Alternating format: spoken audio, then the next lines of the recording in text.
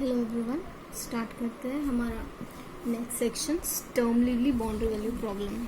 ठीक है, तो Sturm Liouville boundary value problem क्या होता है? जैसे सपोज यहाँ पे एक एग्जांपल दिया हुआ है, consider the equation y square y double dash minus y of y minus 4y equal to 0। ठीक है, अभी इस इक्वेशन में हमें क्या, अगर हमें इसे सॉल्व करना है तो हमें दो पॉइंट पे इसकी बाउंड्रीज पता चल रही है। जैसे y इक्वल टू 0 पे 2 पता चल रहा है और y डैश इक्वल टू 0 पे 0 पता चल रहा है। यानी अगर आप y के फंक्शन में 0 पुट करते हो तो वैल्यू आपको 2 मिलनी चाहिए, और y डैश के फंक्शन में 0 पुट करते हो तो आपको वैल्यू 0 मिलनी चाहिए। हमें इसको सिंप्लीफाई करना है तो हम कैसे सिंप्लीफाई करते हैं? हम y को 1 लेते हैं और y डैश को m लेते हैं। दैट मीन्स ये y डबल डैश है तो m स्क्वायर हो जाएगा माइनस 4 इक्वल टू 0। यानी ये क्या होगा, m square is equal to 4। यानी m की वैल्यू क्या आएगी, प्लस माइनस 2 आएगी। ठीक है, प्लस माइनस 2 आएंगी, तो यानी इसका सोल्यूशन जो है वो क्या रहेगा, c1 e to the power 2x plus c2 e to the power minus 2x। I hope ये आपको पता होगा ये वैल्यूज कैसे निकालती है करके, है ना। y equal to c1 e to the power 2x plus y2 equal to c2 e to the power minus 2x, ये उसका सोल्यूशन रहेगा। अब ये जो सोल्यूशन निकला है वो कौन से पॉइंट पे निकालना है हमें? y इक्वल टू 0, यानी x की जगह 0 पुट करेंगे तो वैल्यू हमें 2 मिलनी चाहिए, y डैश इक्वल टू 0 करोगे तो वैल्यू 2 मिलनी चाहिए। यानी ऐसे प्रॉब्लम जहाँ पे आपको बाउंड्रीज जो है एक सिंगल पॉइंट पे ही डिफाइंड होती है तो उसे हम क्या कहते हैं, इनिशियल वैल्यू प्रॉब्लम। यानी in this problem the supplementary condition, यानी जो कंडीशंस दी हुई है आपको, इन्वॉल्व 1x वैल्यू, यानी वहाँ पे सिर्फ एक ही टर्म पॉइंट पे कंडीशन दी हुई है, तो ऐसे प्रॉब्लम को हम क्या कहते हैं, इनिशियल वैल्यू प्रॉब्लम कहते हैं। अब एक नेक्स्ट एग्जांपल लिया हुआ है, consider y double dash minus 4y equal to 0, y of 0 equal to 2, y of 1 equal to 2e to square. ठीक है, यानी यहाँ पे कंडीशंस y इक्वल टू 0 पे भी है और y इक्वल टू 1 पे भी है। That means in this problem the supplementary condition involve 2 different values of x। Supplementary condition में 2 डिफरेंट वैल्यूज है ना, 0 पे भी और 1 पे भी। This type of problem is called as 2 point boundary value problem और simply a boundary value problem. यानी जहाँ पे हमें कंडीशंस यानी बाउंड्रीज अगर 2 पॉइंट पे पता चलते हो तो हम उसे क्या कहते हैं, बाउंड्री वैल्यू प्रॉब्लम कहते हैं। अगर जहाँ पे कंडीशंस हमको 1 पॉइंट पे पता चलती हो तो हम उसे इनिशियल वैल्यू प्रॉब्लम कहते हैं। ठीक है, तो यहाँ पे हम स्टर्म लिवली इक्वेशन पढ़ने वाले हैं। तो स्टर्म लिवली इक्वेशन क्या होता है? और Sturm Liouville equation is the second order homogeneous linear differential equation of the form. यानी क्या कह रहा है कि हमारा जो इक्वेशन है वो सेकेंड ऑर्डर डिफरेंशियल इक्वेशन होगा, यानी जो डिफरेंशिएशन होगा वो सेकेंड ऑर्डर का होगा। जैसे ये स्टर्म लिवली इक्वेशन का, जैसे बेसल्स इक्वेशन का फॉर्म होता था, लीजेंडर इक्वेशन का फॉर्म होता था, वैसे ही स्टर्म लिवली इक्वेशन का एक फॉर्म है। जैसे यहाँ पे इस तरीके से जो इक्वेशन रहेगा वो हमारा स्टर्म लिवली इक्वेशन रहेगा। यानी d d x of p x d y d x, यानी पी का वैल्यू यहाँ पे 1 भी रह सकती है, कुछ भी वैल्यू हो सकती है, पर वो इस फॉर्म में रहा, plus q x plus lambda r of x y equal to 0, इस फॉर्म में भी रहना चाहिए, जिसमें ये p है, ये q है और r ये रियल फंक्शन होंगे। यानी रियल फंक्शन यानी रियल वैल्यूज होंगी, रियल वैल्यूज हो सकती है p q r की on some interval a b, यानी जिस इंटरवल पे वो डिफाइन होगा। जैसे इंटरवल 2-3 होता है, 1-2 होता है, कोई भी रियल इंटरवल पे ये वैल्यूज p q r की हो सकती है। यहाँ पे p जो है वो ग्रेटर देन 0 होना चाहिए, यानी p जो है वो नेगेटिव वैल्यू नहीं होनी चाहिए, q भी नेगेटिव वैल्यू नहीं होनी चाहिए, r भी जो है वो ग्रेटर देन 0 होना चाहिए। ठीक है, और q r belongs to c, that means कि हमारा फंक्शन जो है क्यू और आर जो है वो कंटिन्यूस फंक्शन होना चाहिए। ठीक है, ऐसा अगर कंटिन्यूस नहीं रहेगा तो हम लोग ये इसको स्टर्म लिवली कैसे कहेंगे? यानी यहाँ पे जो कंडीशंस है पी क्यू आर की डिफरेंट कंडीशंस दी हुई है। पहले की पी क्यू आर जो है रियल फंक्शन होना चाहिए, पी और आर जो है वो ग्रेटर देन 0 होना चाहिए, क्यू और आर जो है वो कंटिन्यूस फंक्शन होना चाहिए, और लैम्डा जो है वो एक पैरामीटर होना चाहिए जो कि इंडिपेंडेंट ऑफ एक्स, यानी लैम्डा जो है वो एक्स का फंक्शन नहीं होगा। ठीक है, ये पी क्यू आर जो है वो रियल फंक्शन होना चाहिए, तो यानी वो वैल्यूज जो है वो, जैसे यहाँ पे पी ऑफ एक्स दिया हुआ है, आर ऑफ एक्स दिया हुआ है, दैट मीन्स कि पी जो है वो फंक्शन है एक्स का, आर जो है वो फंक्शन है एक्स का, दैट मीन्स कि वो पी ऑफ एक्स की वैल्यू एक्स भी हो सकती है, एक्स स्क्वायर भी हो सकती है, कोई भी ऐसा वैल्यू जो एक्स इन्वॉल्व करता होगा वो पी हो सकता है, और आर भी उसी तरीके हो सकता है। ठीक है, दैट मीन्स कि हमारा जो स्टर्म लिवली कंडीशन इक्वेशन है वो इस तरीके से तो है, पर साथ ही साथ उनमें इतनी सारी प्रॉपर्टीज भी होनी चाहिए, ठीक है। नोट, एक नोट दिया हुआ है, इन इक्वेशन 1 यानी जो हमारा इक्वेशन 1 था, when P and R are positive on the closed in finite interval AB, then equation 1 is called regular Sturm-Liouville equation. अगर P और R जो है वो पॉजिटिव रहते हैं तो हम उसको क्या कहते हैं, रेगुलर स्टर्म-लिवली इक्वेशन कहते हैं, ठीक है। और ये तो रेगुलर स्टर्म-लिवली इक्वेशन की कंडीशन होगी, पर अगर P ऑफ x अगर 0 है या फिर R of x is equal to 0 है, ठीक है, या फिर हमारा जो इंटरवल है, इंटरवल जैसे हमने फाइनाइट लिया था, ए भी लिया था, 0 to 1 लिया था, पर अगर हमारा इंटरवल जो है वो इनफाइनाइट लेंथ का होता है तो हम उसे क्या कहते हैं, सिंगुलर स्टर्म-लिवली इक्वेशन। यानी स्टर्म-लिवली इक्वेशन भी जो है वो दो तरीके के हैं, एक है रेगुलर स्टर्म-लिवली इक्वेशन और दूसरा है सिंगुलर स्टर्म-लिवली इक्वेशन। अब रेगुलर का कंडीशन क्या है कि पी आर जो है वो क्या होना चाहिए, पॉजिटिव होना चाहिए, और सिंगुलर का कंडीशन क्या है, या तो p इक्वल टू 0 हो, या तो r इक्वल टू 0 हो, या तो फिर जो इंटरवल है वो इनफाइनाइट हो, ठीक है। इस तरीके से कंडीशन होनी चाहिए। नेक्स्ट डेफिनेशन है, a non trivial solution of Sturm-lively system is called eigen function और कैरेक्टरिस्टिक्स फंक्शन। यानी जो हम लोग सोल्यूशन निकालते हैं उन सोल्यूशन को हम क्या कहते हैं, आइगन फंक्शन कहते हैं या तो फिर कैरेक्टरिस्टिक फंक्शन कहते हैं। इसके पहले वाले जो इक्वेशन, ये वाला जो इक्वेशन था उसमें हम लोगों ने ये सोल्यूशन निकाले थे ना, y equal to c1 e to the power 2x e to the power minus 2x, ये जो थे वो क्या थे, उनके आइगन वैल्यूज थे, सोल्यूशंस थे, कैरेक्टरिस्टिक्स वैल्यूज थे, किसके, इस फंक्शन के। इस वैसे ही स्टर्म-लिवली इक्वेशन के भी इस तरीके से सोल्यूशंस निकलेंगे, और उन सॉल्यूशंस को हम क्या कहेंगे, आइगन फंक्शन या फिर कैरेक्टरिस्टिक फंक्शन कहेंगे। And the corresponding lambda is called eigen value और कैरेक्टरिस्टिक वैल्यू। आइगन फंक्शन की करस्पॉन्डिंग में जो लैम्डा हमको मिलता है उसको हम क्या कहते हैं, आइगन वैल्यू कहते हैं।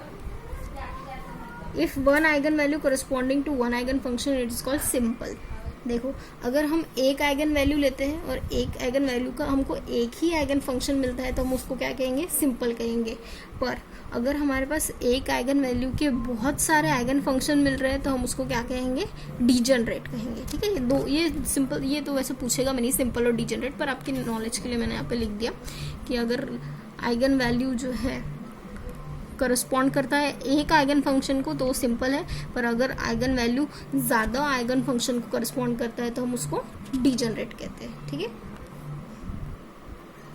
अब properties of regular Sturm-lively problem हम लोग देख रहे हैं, properties of regular Sturm-lively problem, ठीक है। तो पहली प्रॉपर्टी क्या है, जैसे ये हमारे पास स्टर्म-लिवली प्रॉब्लम है ना, स्टर्म-लिवली प्रॉब्लम ले लिया हमने, स्टर्म-लिवली प्रॉब्लम के बाद में ये बाउंड्री कंडीशंस ले लिया, यहाँ पे दो बाउंड्री कंडीशंस ले लिया। अब ये दो बाउंड्री कंडीशंस में A1 A2 जो है वो कांस्टेंट है, जो एक साथ वैनिश नहीं होंगे। A1 A2 can not vanish simultaneously, same for B1 B2, यानी ये दोनों अगर 0 हो जाएंगे तो 0 0 इक्वल टू 0, यानी इस कंडीशन को कोई मीनिंग ही नहीं रहेगा, इसलिए ये दोनों साथ में 0 नहीं होंगे, ठीक है। ऐसे बाउंड्री कंडीशन है। ये हमने इक्वेशन कंसिडर किया है कौन सा, रेगुलर स्टर्म-लिवली का, और साथ में ये बाउंड्री कंडीशंस लिए हैं, ठीक है। अब बाउंड्री कंडीशंस में भी ये दोनों साथ में 0 नहीं हो सकते और ये दोनों भी साथ में 0 नहीं हो सकते, ठीक है।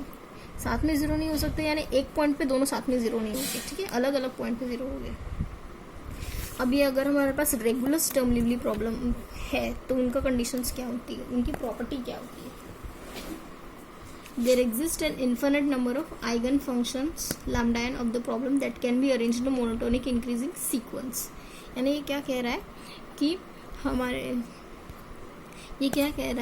कि हमारे पास infinite number of eigen values होंगी, ठीक है, infinite number of eigen values होंगी, क्योंकि n को जैसे जैसे वैल्यू करेंगे वैसे वैसे आइगन वैल्यूज मिलेंगी, lambda 1 to lambda n। There exists infinite number of eigen values of the problem that can be arranged in a monotonic increasing sequence. यानी अगर आपके पास लैम्डा 1 to लैम्डा n है तो वो इन्फाइनाइट नंबर में होंगी जिसको आप सीक्वेंस में अरेंज कर सकते हो, और जैसे n टेंड टू इन्फिनिटी होगा तो हमारी जो आइगन वैल्यूज है वो भी इन्फिनिटी पे जाएंगी। पहले प्रॉपर्टी क्या है, पहली प्रॉपर्टी बहुत सिंपल है, क्या है वो कि हमारे जो आइगन वैल्यूज है वो इन्फाइनाइट नंबर में है, ठीक है, आइगन वैल्यू जो है वो इन्फाइनाइट नंबर में है और हम उन्हें अरेंज कर सकते हैं। दूसरी प्रॉपर्टी क्या है, to each eigen value there is only one eigen function, ठीक है। ये किसका प्रॉपर्टी है, ये हमारा रेगुलर स्टर्म लिवली प्रॉब्लम का प्रॉपर्टी है, ठीक है, कि हमारे पास एक आइगन वैल्यू है तो उसके करस्पॉन्डिंग में एक ही आइगन वैल्यू होगा, ठीक है। दूसरी प्रॉपर्टी क्या है कि each eigen function y n of x, eigen function, ठीक है, और आइगन वैल्यू, आइगन फंक्शन को हम वाई एन ऑफ एक्स से डिनोट करते हैं और आइगन वैल्यू को हम लैम्डा एन से डिनोट करते हैं। Each eigen function corresponding to eigen value lambda n has exactly n-1 zeros in the open interval a to b। यानी अगर हमारे पास आइगन फंक्शन है वाई एन तो उसके आइगन वैल्यू लैम्डा एन हो गए, पर उसके जीरोस कितने हो गए, n-1 जीरोस हो गए, ठीक है। टोटली n जीरोस नहीं होंगे, n-1 जीरोस हो गए। जीरोस यानी वो ऐसी वैल्यू जहाँ पे वो फंक्शन जो है वो जीरो होता है, उसको हम जीरोस कहते हैं, ठीक है। यानी ये हमारा आइगन फंक्शन है और ये आइगन वैल्यू है, तो इसके टोटली n-1 जीरोस हो गए, ऐसे वैल्यू जहाँ पे हमारा आइगन फंक्शन जीरो होता है, ठीक है। The eigen value of the Sturm Liouville problem are real.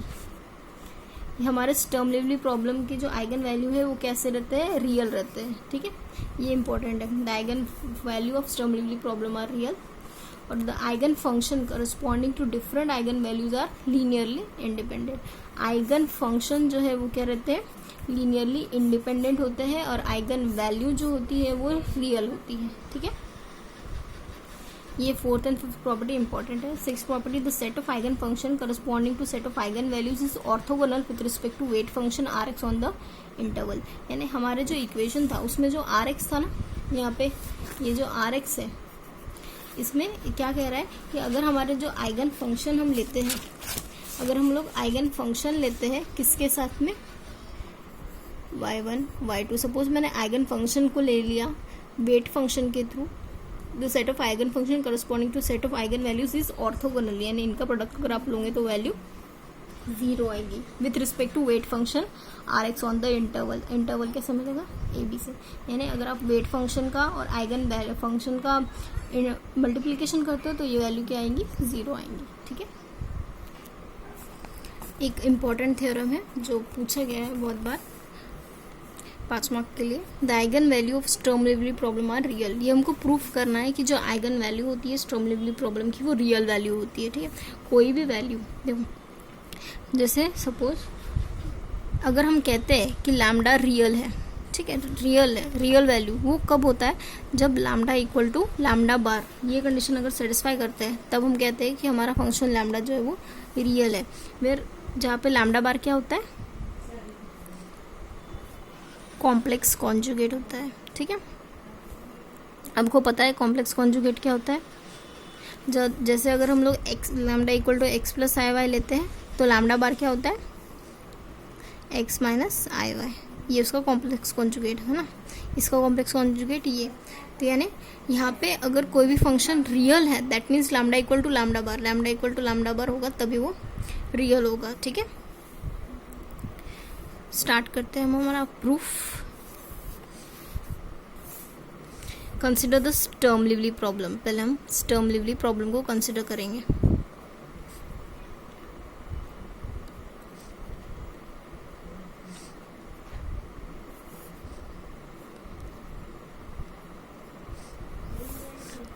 Sturm Liouville problem हुआ p of x y dash of dash plus q of x plus lambda r of x y equal to 0 where x is between a to b. Close interval a भी लिया है हमने जहाँ पे हमारा Sturm Liouville problem है, ठीक है। यहाँ पे बाउंड्री कंडीशन हम लेते हैं a1 y of a plus a2 y dash of a equal to 0 और b1 y of b plus b2 y dash of b equal to 0, ठीक है। ये हमारी बाउंड्री कंडीशन है, ये हमारी स्टर्म लिवली प्रॉब्लम, ये हमारी बाउंड्री कंडीशन। इसे नाम देते हैं 1 और इसे नाम देते हैं, इसे इक्वेशन नाम देते हैं, ठीक है। We do not u bar equal to complex conjugate of u, ठीक है। हमने u बार को डिनोट किया, कॉम्प्लेक्स कॉन्जुगेट है वो u का, ठीक है। अभी देखो यहाँ पे स्टर्म लिवली प्रॉब्लम की कंडीशन सेटिस्फाई करनी चाहिए। स्टर्म लिवली प्रॉब्लम की कंडीशंस क्या है कि p q r जो है वो क्या रहेंगी, रियल वैल्यूज रहेंगे, रियल फंक्शंस रहेंगे, ठीक है।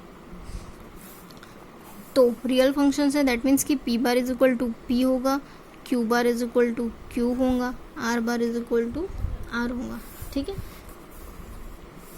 और सेम अगर हम पी क्यू आर पे वैल्यू अप्लाई कर रहे हैं तो A1 A2 B1 B2 ये भी जो है वो रियल आर्बिट्री कॉन्स्टेंट्स होंगे, ठीक है। आर रियल आर्बिट्री कॉन्स्टेंट्स, ठीक है, ये भी रियल आर्बिट्री कॉन्स्टेंट्स होंगे। नाउ हम क्या करेंगे, टेकिंग कॉम्प्लेक्स कॉन्जुगेट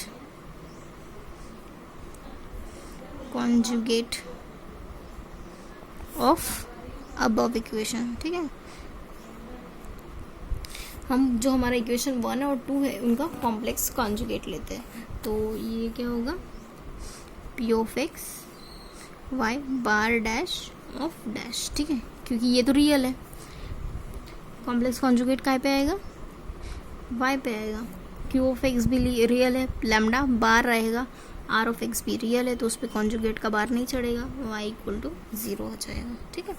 और साथ ही साथ बाउंड्री कंडीशंस में क्या आएगा, A1 y bar of a plus A2 y bar dash of a equal to 0, B1 y bar of a plus B2 y bar dash of a equal to 0, ठीक है। ये हमारी कंडीशंस हो गई, तो इसे इक्वेशन 3 नाम दीजिए, इसे 4 नाम दीजिए, ठीक है। नाउ y ऑफ x जो है वो क्या है, मैंने बताया था इज आइगन फंक्शन, ठीक है। ये y ऑफ x जो है वो क्या है, आइगन फंक्शन है, corresponding to eigen value lambda. हर एक आइगन वैल्यू के करस्पॉन्डिंग में एक आइगन फंक्शन होता है, तो यहाँ पे आइगन वैल्यू लैम्डा की करस्पॉन्डिंग आइगन फंक्शन क्या है, y ऑफ x है। सिमिलरली हम क्या कह सकते हैं कि y bar of x is eigen function corresponding to eigen value lambda bar ना, corresponding to eigen value lambda bar, ठीक है। अब आप क्या करोगे, मल्टीप्लिकेशन आपको करना पड़ेगा, multiplying equation 1 by y bar of x और साथ ही साथ equation 3 by y of x. आप ये मल्टीप्लिकेशन क्यों कर रहे हो, सो दैट आप मल्टीप्लिकेशन करने के बाद इन दोनों को सब्सट्रैक्ट कर सको, ठीक है। आप मल्टीप्लिकेशन करने के बाद उनको सब्सट्रैक्ट कर सको, जैसे एंड सब्सट्रैक्टिंग, साथ ही साथ हमको सब्सट्रैक्ट भी करना है, ठीक है। तो आप क्या देखोगे, जैसे ये हमारा इक्वेशन है, इक्वेशन 1, यहाँ पे क्या दिख रहा है, y की टर्म्स है, तो आप क्या करोगे, यहाँ पे y बार से मल्टीप्लाई करोगे, ठीक है। और ये हमारी जो इक्वेशन है, यहाँ पे y बार ऑलरेडी प्रेजेंट है, इसलिए हम क्या करेंगे, यहाँ पे y से मल्टीप्लाई करेंगे और बाद में क्या करेंगे, इन दोनों को सब्सट्रैक्ट करेंगे, ठीक है, ठीक है। तो ये हमारा इक्वेशन 1 था जिसको हमने क्या किया, y बार से मल्टीप्लाई किया, और ये हमारा इक्वेशन 3 था जिसको हमने क्या किया, y से मल्टीप्लाई किया। तो अब हम इनको सब्सट्रैक्ट करेंगे, तो क्या होगा, ये y बार है p of x y dash of dash minus y p of x y bar dash of dash आएगा, ठीक है। प्लस यहाँ पे ये दोनों देखो, y भी बराबर है, y बार भी बराबर है, और ये वाला वैल्यूज मतलब ये एक टर्म जो है वो कैंसिल हो रही है, बस ये दूसरी टर्म जो है वो एज इट इज़ बचेगी, ठीक है। तो आप इसे लिख सकते हो q of x plus lambda r of x, ठीक है, minus q of x plus lambda bar r of x y bar equal to 0, ठीक है। तो आप क्या देखोगे, ये दोनों टर्म जो है वो कैंसिल हो रही है, ठीक है। यहाँ पे क्या बच रहा है अभी, y बार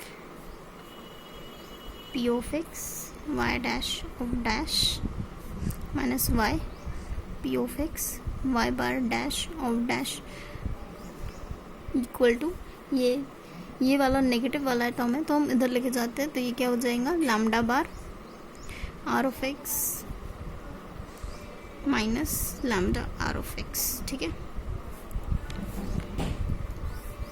ये equal to y into y bar है तो हम इधर एडजस्ट कर देते हैं वाई इंटू वाई बार।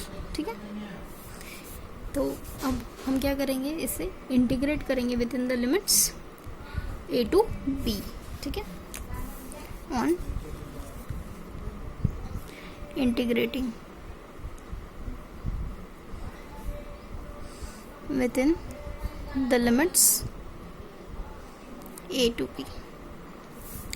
तो ये वैल्यू यहाँ पे देखिए लैम्डा बार माइनस लैम्डा हो जाएगा। ठीक है, ये बाहर निकल जाएगा a टू b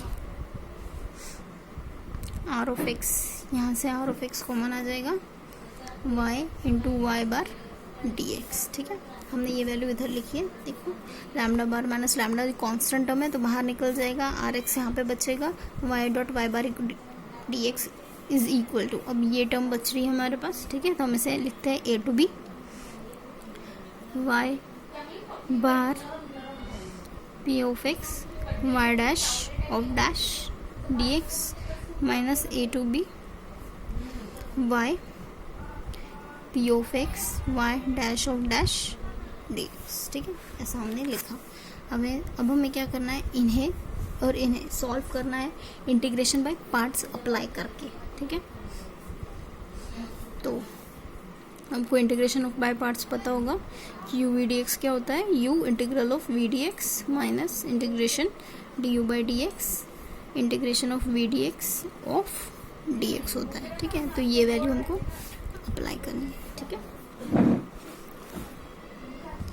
तो सपोज हम ये वैल्यू पहले लेते हैं। ठीक है, इस पे इंटीग्रेशन बाय पार्ट अप्लाई करते हैं, ये फर्स्ट फंक्शन ये सेकंड फंक्शन। तो यहाँ पे क्या करते हैं, first function as it is रखते हैं, integration of this second term अगर हम करेंगे तो आपको पता है इसका डिफरेंशिएशन भी है, दैट मीन्स इंटीग्रेशन और डिफरेंशिएशन एक दूसरे को कैंसिल आउट करेंगे और आपके पास यहाँ पे क्या बचेगा, p of x y dash बचेगा। ठीक है, at point a to b मिलेगा। ठीक है, माइनस इंटीग्रेशन, अभी इंटीग्रेशन आप करोगे वाई बार का डिफरेंशिएशन यानी यहाँ पे क्या आएगा, वाई बार का डैश आएगा। ठीक है, और ये सेकेंड फंक्शन जो है p of x y dash of dash d x as it is रहेगा। ठीक है, ये हमारा फर्स्ट वैल्यू का इंटीग्रेशन है। अब हम नेक्स्ट वैल्यू का इंटीग्रेशन करेंगे। नेक्स्ट वैल्यू कौन सी है, a टू b वाई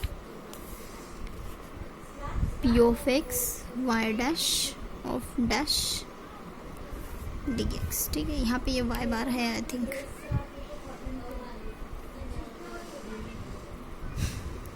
नहीं ये वाई बार है, ये यहाँ पे ये वाई बार है, ये तो वाई है। ठीक है, तो ये फर्स्ट फंक्शन है, ये सेकंड फंक्शन है। तो हम क्या करेंगे, पहले first function as it is differentiation और इंटीग्रेशन एक दूसरे को कैंसिल करेंगे, हमारे पास क्या बचेगा, y bar dash a to b। ठीक है, माइनस यहाँ पे इंटीग्रल a टू b बच रहा है। अब y का डिफरेंशिएशन यानी ये क्या होगा, y डैश हो जाएगा। ठीक है, और यहाँ पे ये वैल्यू क्या रहेगी, p of x y dash bar a to b d x. ठीक है, ये वैल्यू आएगी हमारी। तो अभी हम वैल्यू सब्स्टिट्यूट करते हैं। ठीक है, जैसे इस इंटीग्रल की वैल्यू ये पुट करते हैं और इस इंटीग्रल की वैल्यू ये पुट करते हैं। ठीक है, तो दैट मीन्स क्या होगा, lambda minus lambda bar a to b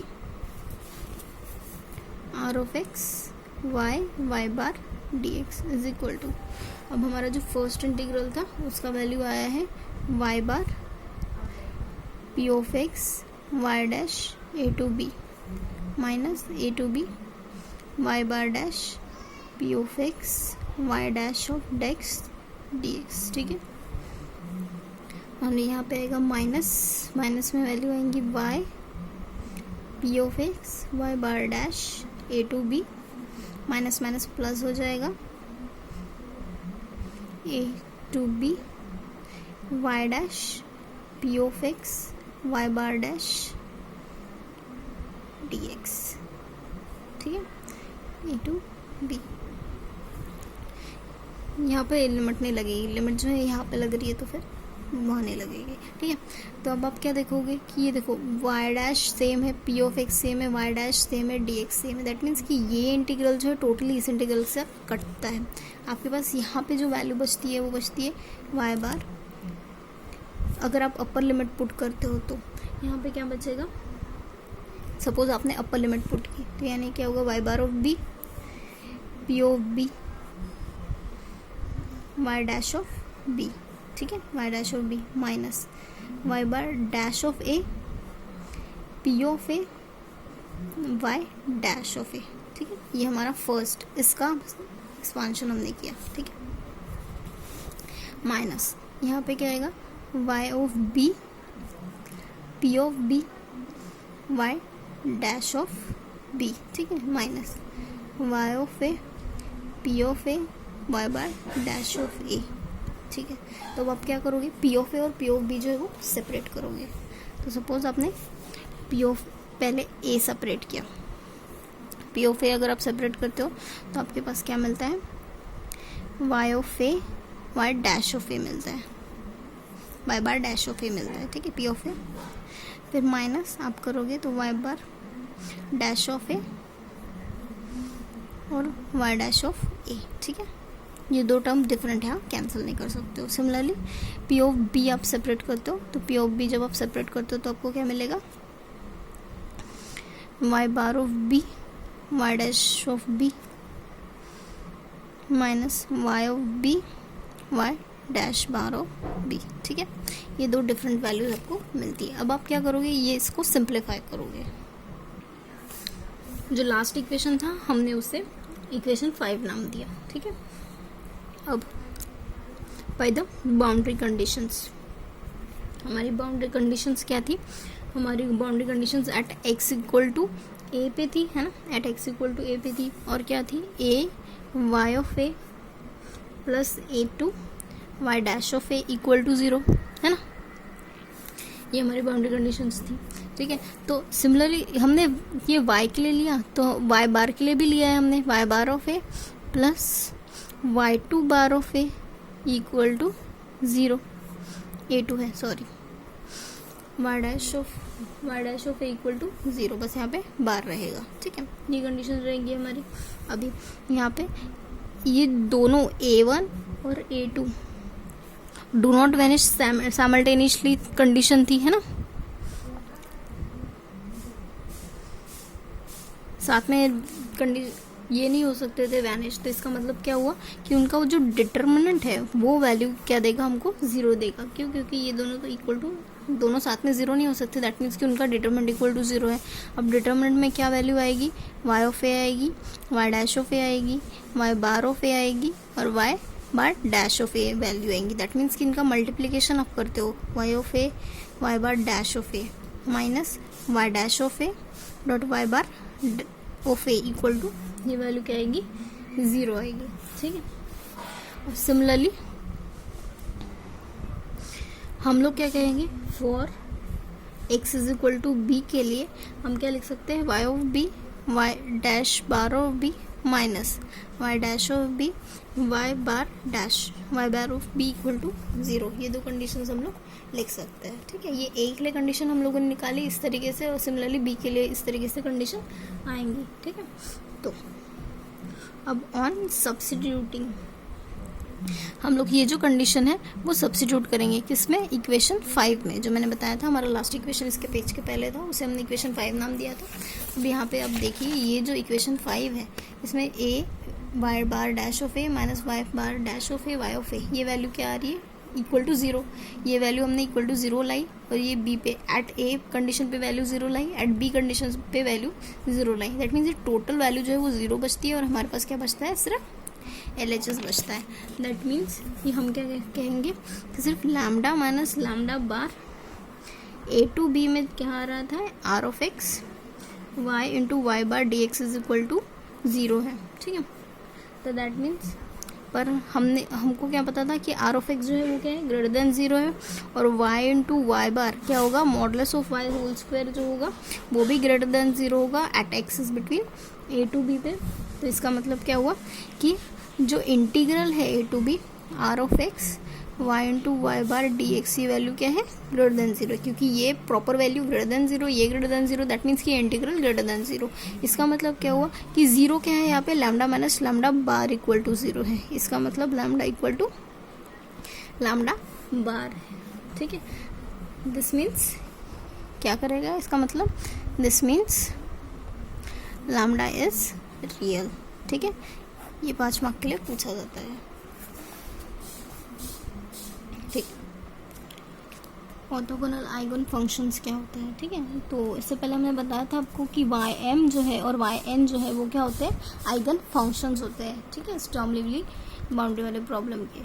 तो अगर हम लोग 2 इंटीग्रेबल रियल वैल्यूड फंक्शन लेते हैं, जैसे ये 2 रियल वैल्यूड फंक्शन लिया, अब इन दोनों को हम ऑर्थोगोनल कब कहेंगे, जब हम क्या करेंगे, weight function r of x का मल्टीप्लीकेशन, आर ऑफ एक्स क्या है, वेट फंक्शन है, आर ऑफ एक्स का मल्टीप्लीकेशन वाई एम और वाई एन के साथ करते हैं इंटरवल ए बी में, तो वो वैल्यू अगर 0 आती है m not equal to n के लिए, तो हम क्या कहेंगे, ये दोनों जो है वो एक दूसरे को ऑर्थोगोनल है, ठीक है। यानी अगर हमको ये चेक करना है कि 2 आइगन फंक्शंस ऑर्थोगोनल है या नहीं, तो हम क्या करेंगे, वेट फंक्शन का मल्टीप्लिकेशन उन 2 आइगन फंक्शंस के साथ करेंगे इंटरवल ए बी में। अगर वैल्यू 0 आती है तो हम क्या कहेंगे कि ये दोनों आइगन फंक्शन जो है वो ऑर्थोगोनल है, ठीक है। वो और क्लियर हो जाएगा, अभी हम एक एग्जाम्पल करेंगे तो उससे और ज़्यादा क्लियर हो जाएगा, ठीक है। तो find the eigen value and eigen function of each of the following Sturm Liouville problem and verify they are orthogonal, ठीक है। अभी इसे सिंप्लीफाई करना है, इसके आइगन वैल्यू निकालना है, आइगन फंक्शन निकालना है और बताना है कि ये ऑर्थोगोनल है या नहीं, ठीक है। तो जैसे सपोज ये प्रॉब्लम है तो हम लिखेंगे इसको, given Sturm Liouville problem is क्या है, y double dash plus lambda square y equal to 0। अब यहाँ पे क्या दिखेगा हमको कि आर ऑफ एक्स का वैल्यू क्या है, यहाँ पे 1 है, ठीक है, क्योंकि लैम्डा के साथ में जो टर्म रहती लैम्डा y यहाँ पे r रहता है, तो r यहाँ पे क्या है, 1 है, ठीक है। तो दैट मीन्स हम क्या कर सकते हैं, m square plus lambda square is equal to 0। मैंने बताया था y को 1 से रिप्लेस करते हैं, y डैश को हम m से रिप्लेस करते हैं, y डबल डैश को हम m स्क्वायर से रिप्लेस करते हैं, तब उसका जाके सोल्यूशन निकलता है। That means m square plus lambda square of 1 equal to 0। That means अगर मुझे इसके रूट निकालना है तो क्या लिखूंगी मैं, m is equal two plus minus i lambda, ठीक है। इस तरीके से वैल्यू निकलेंगी, यानी मेरे रूट क्या निकल रहे हैं, प्लस आई लैम्डा निकल रहा है और m is equal to minus i lambda निकल रहा है, ठीक है, वैल्यू। तो सोल्यूशन क्या निकलेगा, y of x is equal to c1 cos of bx plus c2 sin of bx, ठीक है। अब ये bx क्या रहता है, हम इसको इक्वेशंस को इक्वेट करते हैं किससे, a प्लस आई बी से इक्वेट करते हैं, है ना।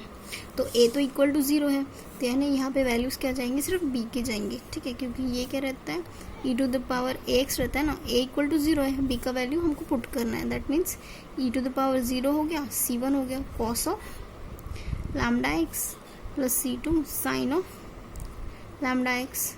That means y of x का वैल्यू क्या आ गया, c1 cos of lambda x plus c2 sine of lambda x. ये वाला वैल्यू हमारा y ऑफ x का आ गया, ठीक है। ये हमारा आइगन फंक्शन है। अब उसके और वैल्यूज़ निकालने हैं हमको, यहाँ पे बाउंड्री कंडीशंस अप्लाई करनी है। बाउंड्री कंडीशंस क्या है, y dash of 0 is equal to 0, ये एक बाउंड्री कंडीशन है, y dash of l is equal to 0, ये एक और बाउंड्री कंडीशन है हमारे पास। इस तरीके से 2 बाउंड्री कंडीशन है। हम लोग क्या करेंगे, पहली बाउंड्री कंडीशन अप्लाई करेंगे। तो पहली boundary condition y dash of x पे अप्लाई करेंगे। c1 का क्या है, कॉस का क्या आएगा, sign lambda x into lambda, ठीक है, प्लस लैम्डा c2 साइन का क्या आएगा, कॉस ऑफ लैम्डा x। तो ये y dash of 0 is equal to 0 लेना है, ठीक है। तो इसका मतलब क्या होगा, माइनस c1, x की जगह जहाँ पे भी x है वहाँ पे आपको 0 पुट करना पड़ेगा, तो साइन 0 हो जाएगा, साइन 0 0 हो गया, प्लस लैम्डा c2 कॉस 0 तो 1 होता है, यानी 0 इक्वल टू लैम्डा c2 हो गया, 0 इक्वल टू लैम्डा c2, बाकी सब टर्म 0 है। दैट मीन्स ये आपको क्या बताता है कि c2 का टर्म जो है वो ज़ीरो है, ठीक है। C2 का टर्म जो है वो आपको ज़ीरो पुट करना है। दैट मीन्स कि हमारा वाई डैश ऑफ एक्स क्या हो गया अभी, -C1 sine of lambda x into lambda, ठीक है।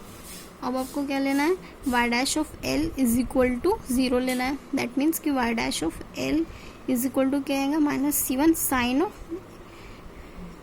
एल लैम्डा इंटू लैम्डा, ठीक है, इक्वल टू ज़ीरो। तो अभी C2 तो ज़ीरो है तो C1 ज़ीरो नहीं होगा, है ना, क्योंकि दोनों एक साथ ज़ीरो हो गए तो बाउंड्री कंडीशन का मीनिंग क्या है, इसलिए C2 ज़ीरो है तो C1 not equal to zero हो गया। That means sine of l lambda जो है वो इक्वल टू ज़ीरो, क्योंकि लैम्डा भी नॉट इक्वल टू ज़ीरो है। That means sine of l lambda equal to zero है। तो दैट मीन्स साइन, आपको पता है sine of n pi equal to zero होता है ना। दैट मीन्स क्या हो गया कि sine l lambda is equal to sine n pi हो गया, ठीक है। That means sine sine cancel हो गया तो l lambda is equal to क्या हो गया, एन पाई हो गया, ठीक है। और आपको लैम्डा की वैल्यू निकालनी है तो that means n pi is upon lambda, ये आपने लैम्डा की वैल्यू निकाले, यानी ये आपका आइगन वैल्यू है, ठीक है। और जो आपने C1 C2 निकाला था, जैसे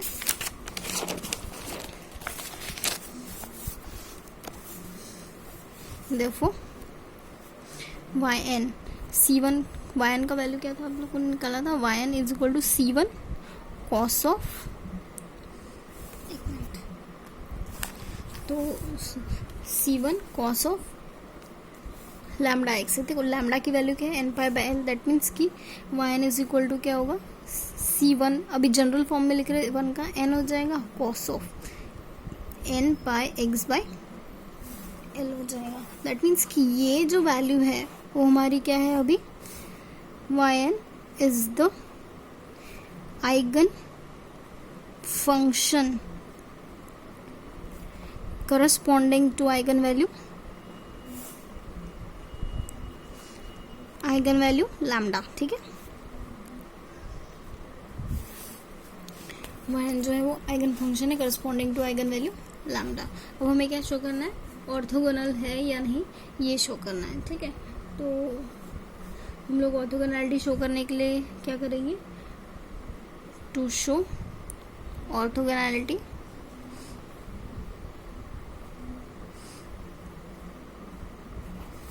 कंसिडर, हम लोग एक इंटीग्रल कंसिडर करेंगे 0 to L में r of x y m of x y n of x, ठीक है। जैसे यहाँ पे n है वैसे यहाँ पे m भी ले सकते हो, तो यानी 0 to L, मैंने बताया था इसके पहले r ऑफ एक्स, इस प्रॉब्लम में r ऑफ एक्स का वैल्यू 1 है तो y m ऑफ एक्स का वैल्यू आपने क्या पुट किया है, तो वो क्या आएगा, cm cos of m pi x by l आएगा, है ना। और y n ऑफ एक्स का वैल्यू क्या है, cn cos of n pi x by L है, ठीक है। अब यहाँ पे 0 to 1 लिखो, cm लिखो, cn लिखो और cos of m pi x by L लिखो, cos of n pi x by L लिखो, यहाँ पे हमने dx नहीं लिखा, ठीक है। तो अब इनका वैल्यू निकालो 0 to L, तो आप क्या देखोगे कि ये जो इंटीग्रल आप निकालते हो cos of m pi x by L और cos of n pi x by L, ये वैल्यू जो है ना 0 आती है, ठीक है। इन दोनों पे जब आप वैल्यू अप्लाई करते हो, इंटीग्रल अप्लाई करते हो तो वैल्यू क्या आती है, 0 आती है। जैसे cos a cos b है तो वो क्या होगा, cos of a plus b m plus n pi x by l आएगा, plus cos of m minus n pi x by l आएगा। इसे आप dx लिख दो, ठीक है। यहाँ पे हमने फॉर्मूला अप्लाई किया है, कौन सा फॉर्मूला अप्लाई किया है, जैसे cos a cos b equal to cos of a plus b plus cos of a minus b, ठीक है। सेम फॉर्मूला में अप्लाई किया। अब cos का इंटीग्रेशन करोगे तो क्या आएगा, साइन आएगा, cm cn, cos का इंटीग्रेशन करोगे तो यहाँ पे क्या आएगा, sine m plus n pi x by l, ठीक है। और मल्टीप्लिकेशन में m plus n by l आएगा, पाई, यहाँ पे लिमिट लगेंगी 0 to L, ठीक है। प्लस यहाँ पे भी same sine m minus n pi x by l, यहाँ पे आएगी m minus n by l pi, यहाँ पे भी लिमिट लगेंगी 0 to l, ठीक है। तो आप जब 0 to l वाला लिमिट पुट करोगे, ठीक है, जब आप लिमिट पुट करोगे तो आप क्या देखोगे कि यहाँ पे जो वैल्यू आती है वो साइन m प्लस एन पाई आती है, ठीक, पाई आती है। जब आपने l पुट किया तो वैल्यू ये आती है upon m plus n pi by l, ठीक है, क्योंकि 0 पे तो साइन 0 0 देगा, और साथ ही साथ यहाँ पे ये वैल्यू जो आती है वो क्या आएगी m minus n pi, denominator में m minus n by l आएगा पाई, ठीक है। तो आप क्या देखोगे कि साइन n पाई तो 0 होता है, हमें पता है साइन m पाई लो, n पाई लो या m पाई प्लस n पाई लो, वैल्यू जो है वो क्या आती है 0 आती है ना। दैट मीन्स कि ये टोटल वैल्यू क्या है 0 है। दैट मीन्स सी एन ये पूरा 0 प्लस 0, दैट मीन्स ये वैल्यू 0 है। इसका मतलब क्या हुआ कि r ऑफ n के साथ वाई एन डी एक्स जो आपने लिया वो वैल्यू क्या आ रही है 0 तो आ रही है। दैट मीन्स कि हमारा फंक्शन जो है वो क्या है यहाँ पे ऑर्थोगोनल है, ठीक है। यही हमें शो करना था। ऑर्थोगोनल किसके लिए है, m not equal to n के लिए, ठीक है। इसका मतलब hence the eigen function ym of x and yn of x are orthogonal. लिखना आप यहाँ पे hence ym of x and yn of x are orthogonal, ठीक है। मिलते हैं, यहाँ पे आपका यूनिट ख़त्म होता है, मिलते हैं नेक्स्ट यूनिट में, ठीक है।